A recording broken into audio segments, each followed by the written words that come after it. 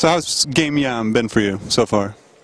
Yeah, it's been, it's been fantastic. It's fantastic going around seeing all the teams, and there's some really amazing ideas, and I think some of the ideas are just way ambitious. There's just no way they're going to get them implemented by 3 o'clock. But I take my hat off to them, for being so bold and ambitious.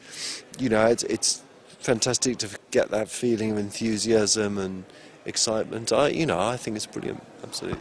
Any projects you've seen? We've been walking around here watching the projects. Is there anything that comes to mind that you felt was kind of special? I think all of them share one thing in common, is humour.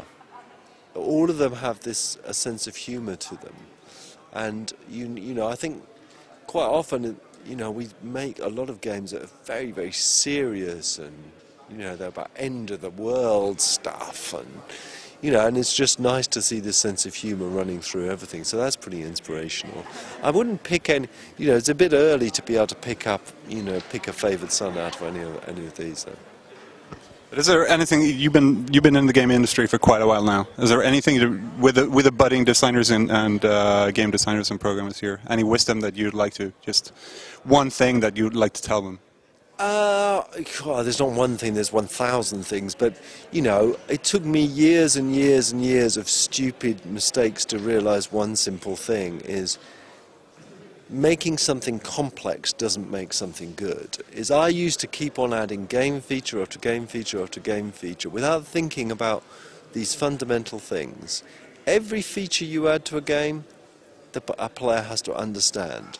What I mean by understand is they have to get used to, it has to be balanced, they have to enjoy and see the value of it. So every time you add one level of complexity, each one of those has to be explained and has to be meted out to the player. So keep things simple and pure, and just take one mechanic and just try and stretch it and expand it and surprise people with one simple mechanic. If you can do that, you're probably more likely to get something which is fundamentally good than it is having 10 game features which are, don't quite balance or aren't quite understood by the player.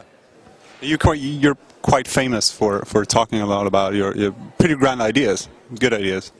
But during the last couple of years, it seems like you've slowed down a bit. Is this because of those lessons?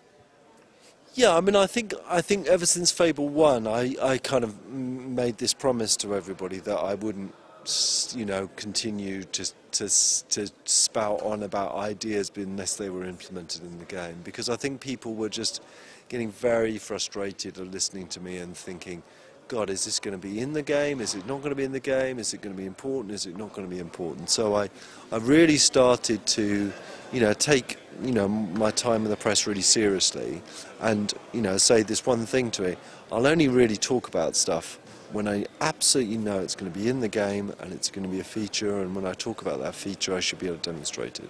You've been working on like big AAA titles, working with Lionhead and Microsoft for a long time. Do you have times or moments when you miss the less complex days? Yeah, I miss coding for sure. I really do. It's like a drug. I feel like someone who's given up alcohol. It's been 2 years since I programmed, and I loved it so much, but I just couldn't do what I do now because it absorbs so much time. I really miss it. I miss the feeling of power that being a designer and a coder gives you, is because you have an idea. You don't have to think, right, how am I going to explain that idea? How am I going to get people enthusiastic about an idea? You just sit down and do it yourself.